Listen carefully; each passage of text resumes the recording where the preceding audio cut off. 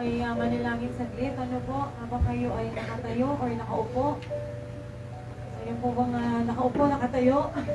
Tayo muna tayong lahat. Para mag-easing ang lahat, ano. Sige po, let's bow our heads. Lord, we thank you sa gabing ito, Panginoon. Salamat sa banal mong presensya. Na patuloy, Panginoon, Lord God, ay lagi kaming sinasamahan sa mga ganitong pag-aaral. Salamat sa opportunity muli, Panginoon, na makapakinig ng iyong mga salita, O Diyos. Breathe on your words, Panginoon, Lord God, at hayaan mong isulat ito ng mga anghel ng Diyos sa tablets of our hearts, Panginoon, Lord God, at hayaan mong malakaran ng bawat isa, Lord God, ang iyong mga Panginoon, Lord God. We thank you, God. Salamat, purihin ka, Panginoon. Minawasak ang Espiritu ng antok sa lugaring ito in the mighty name of Jesus, Lord God. We thank you, Lord. Salamat. Purihin ang dakilang pangalan mo, O Diyos. In Jesus' name we pray. Amen. Amen. Sige, magsiupo tayong lahat. Grabe ang blessing ng Lord sa ating lahat. Ano? Palakpakan natin ng Lord. Usapang mga blessing na, naging nagano na talaga tayo. Ibang level na daw ng ating spirituality. So, usapang blessing. Ibig sabihin, tayo ay napagkakatiwalaan na ng Lord sa maliit. Ano? At ano po yan? Lord of Lord, pumataas, lumalaki. Napagkatiwalaan sa maliit ay lumalaki yung pinagkakatiwalaan ng Panginoon. So, ang ating pong pagbubulayan sa araw na ito ay ang pagpapalang walang kabalisahan. Nabinig na po sa ito ni Dadarang kanina, no, Kawikaan 10:22, ang pagpapala ni Yahweh ay kayamanan na walang kasamang kabalisahan. Okay? So, iyan lang po ng Lord, elaborate ng Panginoon sa atin kung ano po yung papaano tayo magkakaroon ng pagpapala na walang kabalisahan. Okay, so nararanasan po ito ng mga taong laging nakakommute sa Panginoon. Kapag po tayo ay palaging talagang nakikipag-isa sa Panginoon, mararanasan po natin ang mga bagay na ito. Okay, so may maayos daw po kailangan na relasyon sa Panginoon, marunong magpapuspos sa pamamagitan ng pagpapalinis, ang puso ay nalilinis ng pusa at bago manalangin. So napakahalaga po na hindi lang dito sa church, hindi lang dito sa church every Sunday nagpapalinis. Kailangan po sa ating mga tahanan alam na natin kung papaano. Sa isip pa lamang nagkakasala po tayo, kailangan alam na natin agad na itakwil. Tinatakwil ka agad. Yun po yung kagandahan na tayo ay nasa Lord. Okay, so naririnig niya ang boses ng Panginoon. Kailangan daw po naririnig ang boses ng Lord. Ang mga pagpapasya ay nakasandig sa Panginoon at hindi sa sariling kagustuhan at ang lahat ng kanyang oras. Sa lahat ng kanyang oras. So sabi po rito, pagising pa lamang sa umaga, siya ay nagpupuri at nagpapasalamat sa Panginoon. Matapos na siya ay pagpalain ng Panginoon, nagpapasalamat din. Okay, so marami po yan. Kapag nakatanggap na, nagpe-pray, di ba, ng blessing. Kapag natanggap na yung blessing, ano sasabihin? Minsan sinasabi, kulang pa nga eh. Uy, may blessing ka, di ba? Naririnig niyo po yan sa iba, no? Ibang mga Kristiyano. Ano sinasabi nila? Kulang pa nga, Mari. Wala, napunta lang sa bayarin. Di ba? May mga reklamo pang ganon. Dapat kailangan magpasalamat ka, di ba? Ay, salamat sa Panginoon, purihin ang Diyos, nakabayad ako ng utang. Amen. Di ba? Dapat ganon po ang maging puso natin. Okay? So, lagi daw pong iniisip ang kapakanan dapat ng iba. At ang gawain ng Panginoon ang kanyang inuuna. Kawikaan 11:24. Kawikaan 11:24. Ang taong mapagbigay ay lalong yumayaman, ngunit naghihirap ang tikom ng mga kamay. Ayun. So, hindi siya madamot, no? Hindi kailangan madamot ng taong pinagpapala ng Diyos ay hindi madamot sa iba. Maging ito man daw po ay pera o mga bagay na ninanais ng kanyang puso. Kailangan na meron kang pusong nagpapahiram ng mga gamit. Okay? Pero kailangan ingatan din nila. At ito daw po ay kailangan hindi daw niya inaangkin yung mga bagay o pera. At nakokonsensya. Pag pinagpala ka ng Diyos, di ba alam mo pinagpapala ka ng Panginoon, hindi mo aangkinin. Kasi mamaya sabihin sa iyo ng Lord, Ibili mo yan ng speaker ng church. Ibili mo ng amplifier ng church. Meron pa mga ganong instruction ng Lord sa atin. Bibigyan kita ng kung ilang thousand. Ibili mo ng upuan ng church. Ibili mo ng TV. Diba? Ibibigay sa iyo ng Lord. Diba? Eh Lord, kailangan din namin ng TV. Kailangan din namin ng ano sa bahay, Lord. Diba? Kailangan unahin natin yung kapakanan ng iba. Pag sinabi ng Panginoon, kailangan doon po natin gagamitin yung blessing. Okay? So, hindi lang po nababalisa ang isang tao na pinagpala sapagkat ito ay alam niya. Dapat ikaw personally alam mo kung para saan yung tinanggap mo. Para na sa ganon, walang kabalisahan po yun. Kasi bakit? Pag yung blessing po ng Lord na tinanggap mo, na ilagay mo siya sa tama, alam niyo po, ang sarap sa pakiramdam. Masaya. Tapos may prophetic, pa po kayo, giftings. Diba? Sasabihin kayo ng Lord na good job. Diba? Ang sarap po nun sa pakiramdam. Alam niyo po yung na-fulfill ninyo, yung isang utos ng Panginoon, ay napakasarap sa puso. Iba po yung kasiyahan. Iba yung kapayapaan na pinagkakaloob sa inyo. Okay? So, hindi na po balisa yung taong pinagpala. Ang lahat daw po ay kailangan nakaayon sa kalooban ng Panginoon, maging sa paggastos ng pera na kanyang tinatanggap. Ngayon din po, yung mga pagpapala ay kailangan galing sa malinis na paraan. Okay? At alam nga na lahat ng pagpapalang iyon ay mula sa langit. Mula sa Panginoon. Ngayon kasi may tumatanggap ng blessing. Diba? Galing naman sa utang. Diba po? Kailangan work mula sa iyong pinaghirapan. Okay? So, kung itatanim mo man po yun, yung galing sa hiniram mong pera, pwede naman po yun, pero by faith. By faith talaga yun, na aasa ka na tutubo, aasa ka na magkakaroon. Yung pag-asa mo nandoon sa Lord. Pero alam niyo po, meron din tinuro ang Panginoon sa akin, kasi doon minsan bumabagsak ang isang Kristiyano. Pagdating yung gipit na, saan kumakapit? Sa Bombay kumakapit. Huwag naman sa Patalingan.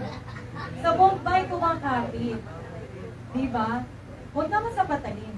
Sa tao kumakapit. Ang una pong iniisip ng tao normally, sinong mauutangan ko? Diba? Sinong mauutangan ko? Yun normally yung iniisip ng tao. Pagkakagipitan na. Pero meron din naman po na sinasabi ng Lord, instruction ng Lord sa'yo. Lumapit ka sa ganitong kapatid. Pwede po yun. Okay? Yung pala, hilipuin ng Lord yung taong yon para ikaw ay matulungan. May instruction na pala ang Lord sa tao na yon para ikaw ay matulungan. Yung po yung mga pagpapala na walang kabalisahan. Okay? Lalo kung Kristiyano yung ginamit ng Lord na tao na yon. Okay? Pero yung iba po kasi, ang unang iniisip, pag naubusan na ng pera, mangungutang na. Okay? So, hindi po dapat gano'n, Kasi bakit? Nawawalan ka ng tiwala sa Lord sa bagay na yun. Nawawalan ka ng tiwala na kaya niyang i-provide hanggang sa huling sandali, huling hininga ng wallet mo. Kahit 20 pesos na lang yan, di ba? Sabihin mo sa Lord, Lord, 20 na lang po yung pera ko. Lord, ito na lang po yung pera ko. Pag yun na lang po yung last money ninyo, naku po, itanim nyo na agad.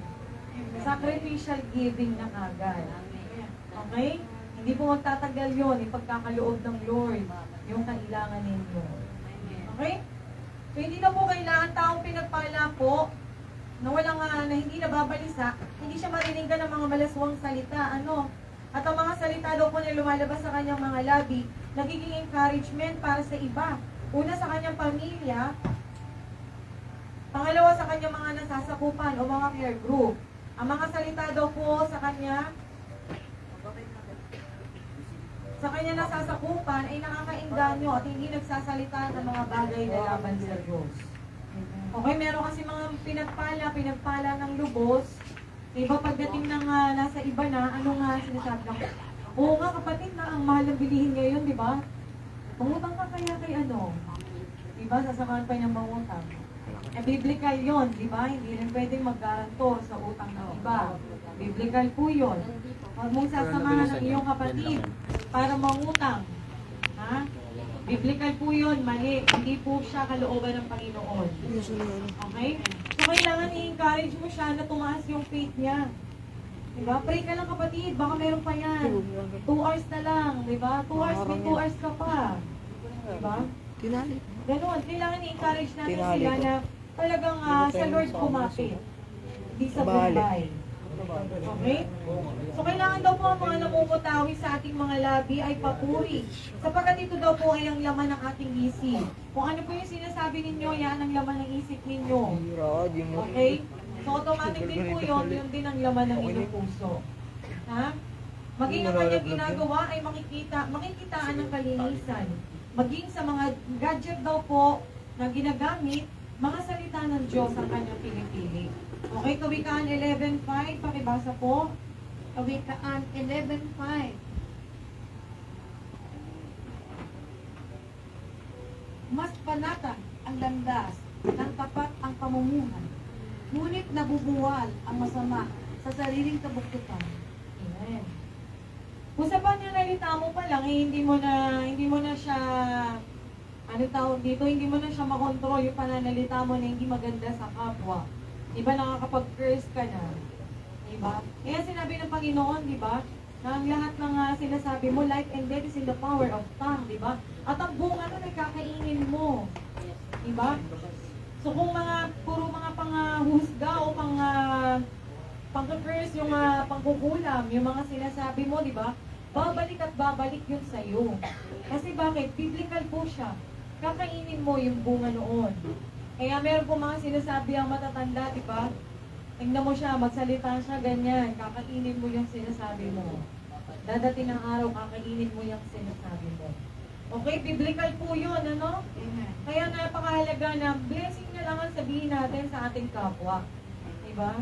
Nakita na nga natin naghihikawas na, naghihirap na di ba? Mali na nga yung paggasta, yung pamumuhay. Di ba pagsasalitaan pa natin ang hindi maganda? Lalo tuloy na lugmok, lalo tuloy ng hina, si kapatid. Diba? Ayan kasi, yan ang sinasabi ko sa iyo eh. Okay? Mali na nga yung paggasta, di ba? Normally, ganun ang tao. Unahin yung luho kaysa yung kailangan. Ha? Uunahin yung mga bagay na maipagyayabang kaysa yung kanyang kailangan sa buhay. Okay? So, walang kabilisahan daw po sa isang tao kapag ang kanyang natatanggap na pagpapala ay nagagamit sa kung anong gusto ng Panginoon na paggamitan ito. Kawikaan 11:31. Kawikaan 11:31. Ang matuwid ay ginagantimpalaan dito sa lupa, ngunit paparusahan naman ang mga makasalanan at masasama. Ayun. Diba kung matuwid ka sa iyong paggasta sa pera na binigay ng Lord sa iyo, or mga gamit na binigay ng Panginoon sa iyo, di ba?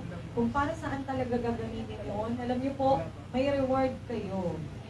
Okay? May reward po yun sa atin bilang lingkod ng Diyos. In any form po yung reward na yun, ha? Hindi lang pera. In any form po siya. It's either health, family, restoration, ano pa? Bunga mo sa spiritual giftings mo, pwede po yun. Iba-iba ang bunga, iba-iba yung reward. Okay? Pero yun po ay blessing ng Panginoon sa inyo dahil sinunod mo yung utos niya sa iyo. Okay? So walang kasayangan daw po sa mga pagpapala sapagkat ito ay kanyang sinisinog. Hindi madamot, at higit sa lahat ay may kapayapaan sa loob. Ang Panginoong Yesus din po, di ba, nung nagpangain siya, di ba, ng mga 5,000, sininok nila yung mga natira, na isda, tinapay. Sininok nila, di ba? Nakailang rin sila noon. Di ba? Kaya kailangan din yung mga natitira sa atin na blessing, sisinupin din po natin. Kahit na pera po yan, kahit na pagkain, lalo na. Ha? Kailangan sisinupin po natin. Kasi bakit? Yun po ay blessing ng Lord. Lalo na sa pagkain, di ba? Sa bigas, sa kanin. Ayan. Kapag napapanisan kami sa bahay ng kanin, kasi may mga bigas na madaling mapanis. Diba pag napanisan, parang ayoko siyang itapon, sumasama yung kalooban ko. Ginagawa ko, inugasan ko siya, pinapakain ko sa pusa sa labas. Ganun po. Kasi diba, blessing ng Lord yun eh. Ibig sabihin, hindi tayo napagkatiwalaan doon sa bigas na yun. Okay? So, inuuna daw pong ibinubukod ang para sa Panginoon. Ha? Kasama ang kanyang pamilya na nanalangin. Okay? Napakahalaga po nun. Alam nyo, alam nyo po yung mga simple na wisdom na tinuturo sa atin ng Panginoon. Iyan nyo rin po siya sa family natin. Ituro natin siya sa family natin. Okay? Hindi kailangan lahat nabubuklatan mo kagad ng Bible. Yung mga wisdom natin naturo sa atin ng Panginoon, sabihin nyo po sa inyong mga pamilya. Okay? So kung siya daw po ay nagagamit na sa counseling, nakakapaghimok siya ng mga tao sa tamang pamumuhay. Hindi siya kaaway ng mga kapitbahay at makikita sa kanyang buhay na patuloy siyang pinagpapala. Okay? So, marami dito, marami Kristiyano, di ba mga ganon? Marami yan, Kristiyano, sasabihin, Kristiyano ako, oo, pinagpala ako. Okay? Pagdating na may kumatok na sa pintuan nila na pulubi, doon mo malalaman yung puso mo. Okay, pinapaalis yung iba. Ha? Pinataboy. Ay, wala akong patawad. Diba? Totoo po yun. Maraming ganun ang Kristiyano. Kristiyano ng naturingan. Diba? Sinasabi, blessed na blessed sila. Ganda ng bahay. Pero pulubi, diba? Hindi man lang mabigyan ng pagkain. Hindi man lang mabigyan ng tubig. Ha? Okay? So, tama daw po at kailangan walang kabalisahan ng mga bagay na ipinapasya. At sa dulo daw nito ay laging tagumpay at ang kanyang puso ay nakatuon sa pagpupuri at pagpapasalamat sa Panginoong Yesus. Filipos 4:6. Filipos 4:6.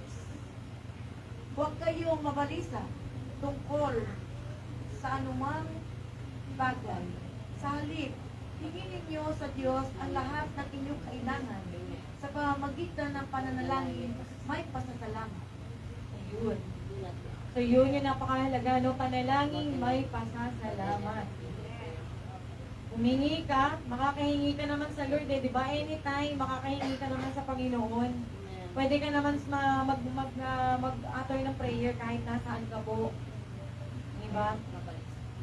Huwag kang mabalisa. Kung medyo nag-aalala ka na, di ba? Lord, tanggalin mo yung pag-aalala sa akin. Palitan mo po na tiwala. Di ba? Kasi kapag ikaw ay nag-aalala, kung ikaw ay natatakot, wala kang tiwala sa Diyos. Okay? So alam niyo po ako na, alam niya kung ano ang kailangang ipanalangin at handa siya sa pakikipag-usap sa Diyos at magbadaloy sa banal na spirito mula pagkagising hanggang sa pagtulog. Okay? So alam niya po kung ano yung kailangan niya. Alam niya kung ano yung ipapanalangin niya. Alam niya kung ano yung kailangan ng church. Alam niya kung ano yung kailangan ng congregation. Alam niya kung ano yung ipagpe-pray niya para sa kapatid niya na yon. Diba? Nasubukan niyo na ba yon na itatanong mo lang sa Lord kung ano yung nangyayari doon sa kapatid mo na yon? Amen. Dapat ganoon po ang ating maging puso. Okay? Hindi lang tayo maging generous sa mga bagay na meron tayo. Hindi lang tayo maging generous sa pera. Maging generous tayo lalo na sa panalangin. Pananalangin sa kapwa. So, binigyan na tayo ng gift ng Lord sa prayer, di ba? Sa prayer chain. At lahat tayo marunong lang mag-pray. No? Hindi naman mahirap, di ba? Simple words nga lang eh. Mas simple, mas gusto ng Lord. Mas precise, mas tumbok yung panalangin, gusto ng Panginoon yun. Alam niyo po, in that way na kaya sinasabi mo sa Lord yung sa loobin mo, nawawala yung kabalisahan. Kasi bakit? Binibigay mo sa Kanya. Okay? So, ang lahat daw po ito ay nai-impart sa Kanya at sa Kanyang mga kausap. Okay? Kaya yung prayer kanina, di ba, ang blessing ng Lord binababa sa head. Okay? May Daddy Rev, sa family niya. Tapos dumadali po yan. Kaya napapansin nyo na be-blessed din tayo. Diba? After every battle, merong blessing ng Panginoon sa atin. At dumadali yun, nakikita nyo, di ba? Iba-iba. Iba-iba yung manifestation ng blessing. Okay? So, doon po, dumadali po siya na i-impart. And then tayo din naman, kapag nag-pray tayo sa iba ng blessing, nabe-bless din po sila. Okay? So, napapansin nyo ba yun pag namamalengke kayo? Diba mga yung teguan? Napapansin nyo yun? Pag namalengke kayo, ang daming kasunod. Ang daming kasunod na bumibili. After mong bumili sa kanya, dumadami yung bumibili. Naranasan niyo po ba yun? Madalas po siyang maranasan. Okay. Alam niyo, glory to God, kasi kahit na 5 pesos, nakaka-discount ka. Diba? At kapalit nun, ipag-pray mo naman, di ba? Kahit syempre busy yung tendero, yung tendera, ipag-pray mo. Mag-gather ka ng prayer sa Kanya. Lord, maubos ang paninda niya sa araw na ito. Diba? Be generous, kahit hindi mo siya kilala. Okay? So, hindi daw po siya kailangan gumamit ng mga maraming salita sapagkat sa kanyang kilos at galaw ay nalalaman agad na siya ay pinagpala. Awit 109:17. Awit 109:17.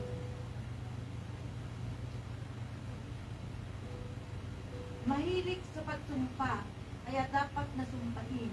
Yamang ayaw na magpala, di dapat pagpalain. Ayun. Kung mahilig kang magsumpa ng kapwa, tingin mo ba i-bless ka ng Lord? Hindi, di ba? Kasi kung ano yung tinanim mo, siya nga anihin mo. Ha? Balik lang po palagi sa Word of God, yung mga sinabi ng Panginoon. Kung ano tinanim mo, yun ang aanihin mo. Okay? Tapos kung ano yung sinabi mo, kakainin mo. Kaya malamang kung first yung tinanim mo, first din yung babalik sa'yo. Okay? So, ang tao daw po ay nagiging balisa habang siya ay naghihintay ng mga pagpapala sapagkat hindi siya lubusang nagtitiwala sa Panginoong Diyos na kanyang tinatawagan. Ganon din kung siya ay may tinatago na kasalanan, nagiging malayo ang tao sa Diyos. Nagiging taliwas ang kagustuhan niya sa paglalagyan ng biyaya sa kagustuhan ng Panginoon. Ayan. So, matetest nyo rin po yung puso ng tao kapag naghihintay ng blessing. Pag naiinip na yan, medyo, di ba? Mayroon tagal naman. Yung iba minsan tumitigil na pong mag-pray. Diba? Yung sinabi ng Panginoon sa atin, di ba? Ipanalangin mo. Na napakapalad din natin kasi may mga angel of the Lord tayong katuwang. Napapamanifest, di ba? Hindi, bukod sa mga prophetic na giftings natin, ay napapamanifest sa mga angel of the Lord. Nako-confirm yung mga message ng Lord sa atin. Okay?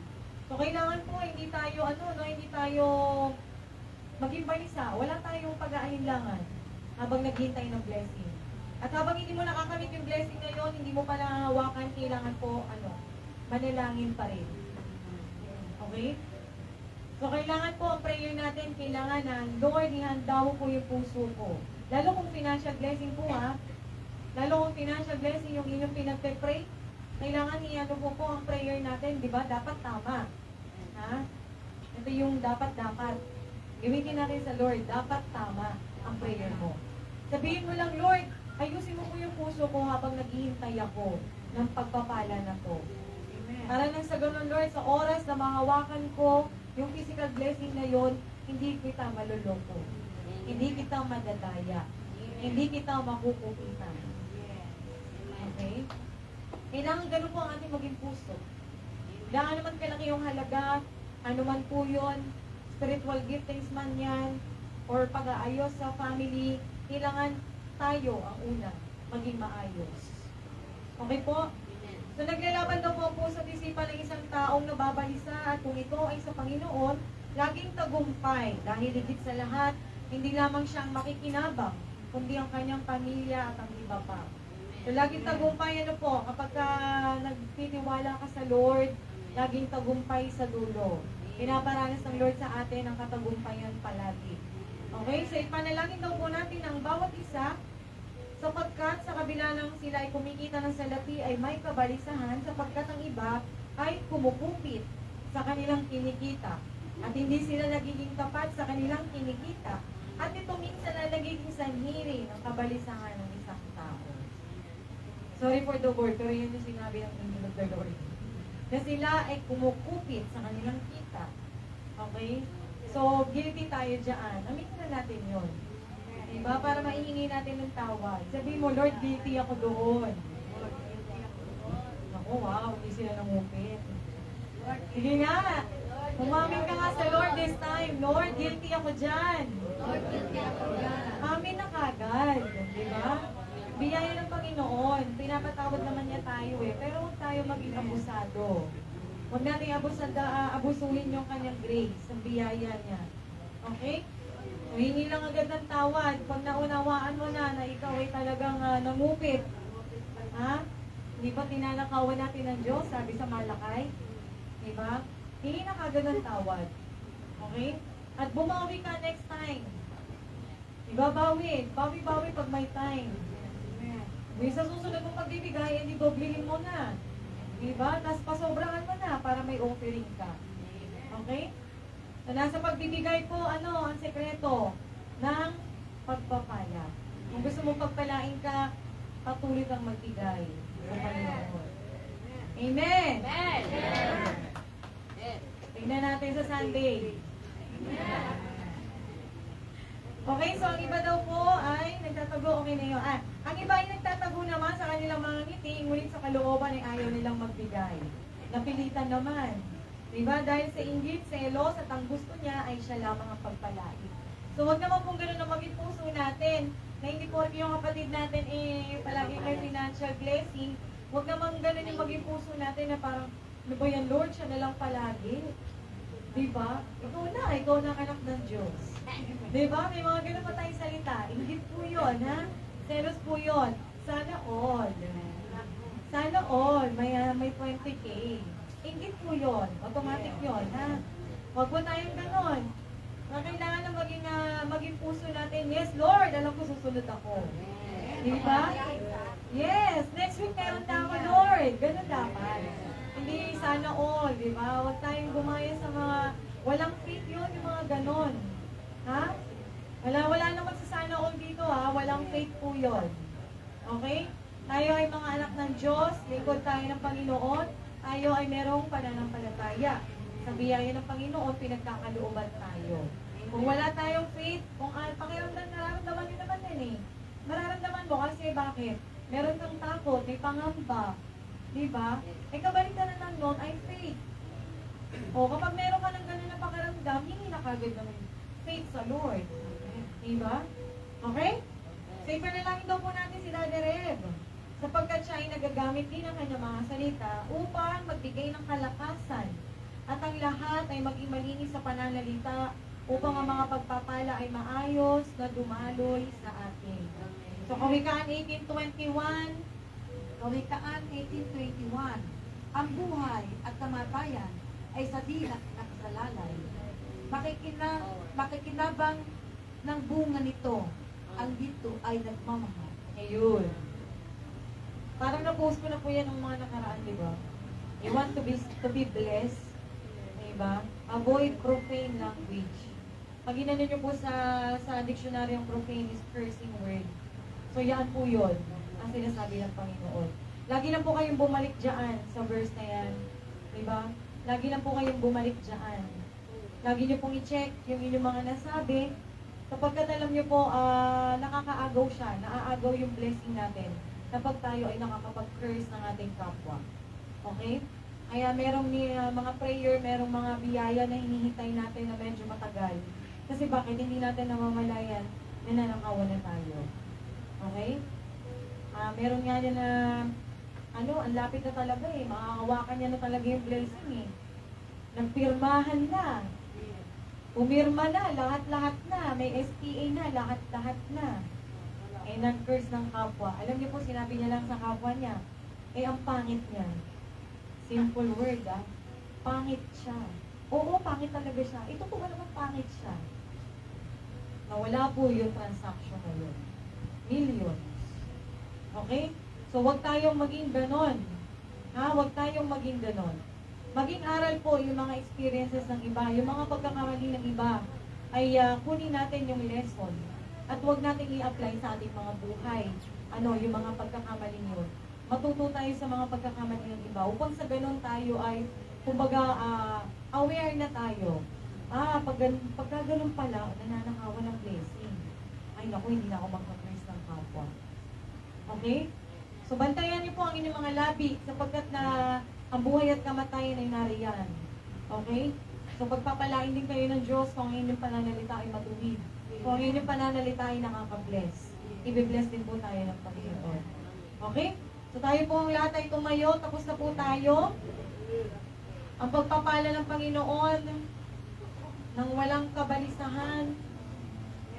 Kalaki po nito ay kailangang tiwala ng Diyos. Tiwala sa Lord. Tiwala sa Panginoon, ano po?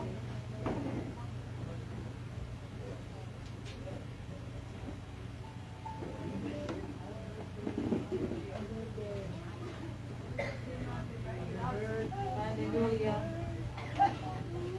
15 minutes na lang, Mami G. Birthday na, happy na, birthday pa. Hallelujah. Sige, pray tayo. Manalangin po tayong lahat this time. Yung pagpapala ng Diyos na walang kabalisahan ay talagang makamit po natin, At gamitin si Daddy Red sa mga words of wisdom. At ganun din tayo. Words of wisdom sa mga pagpapala. Gamitin po tayo ng Panginoon. Ano po?